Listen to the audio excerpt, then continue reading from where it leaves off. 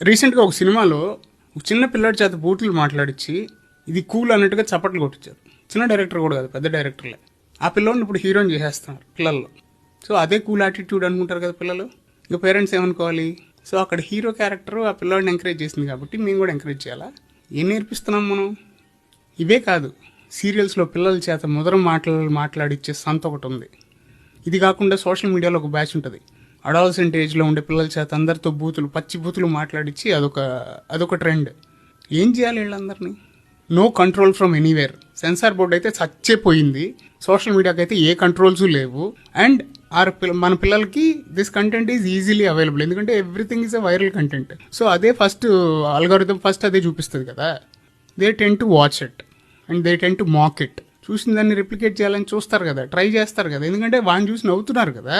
So నేను చెప్తే కూడా ఇట్స్ జోక్, నవ్వులాట. అది తప్పు అని ఎప్పుడు చెప్తున్నావు? ఎక్కడ చెప్తున్నావు? When you make something serious funny, పిల్లలు దానికి సీరియస్గా తీసుకోరండి. చెస్ ఛాంపియన్ గుకేష్ ఎవరో సగం మందికి తెలియదు, కానీ పిల్లలకి గుల్రాజ్ తెలుసు ఇప్పుడు అందరికీ. అట్లుంటుంది పరిస్థితి. Very inspiring. లేత పసి మనసులలో విషపు వృక్షాలు నాటి కలువు పువ్వులకై ఎదురు చూసి నివ్వెరపోకుమా.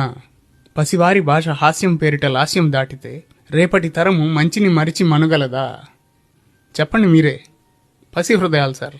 మనం ఏది ఇస్తే అదే వస్తుంది బయటికి. మనం చెత్త ఫిల్ చేస్తున్నాం, చెత్తే వచ్చింది.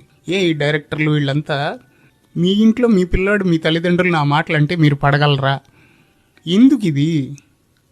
చేతకాని చిన్న చిన్న కంటెంట్ క్రియేటర్లు అదే చేసి, మేము పెద్ద పిస్తాలం డైరెక్టర్లు అని చెప్పుకునే వాళ్ళు, తొడలగొట్టే వాళ్ళు అందరూ కూడా అదే చేసి, అంతకంటే చేత కదా మీకు? This is the best you can do.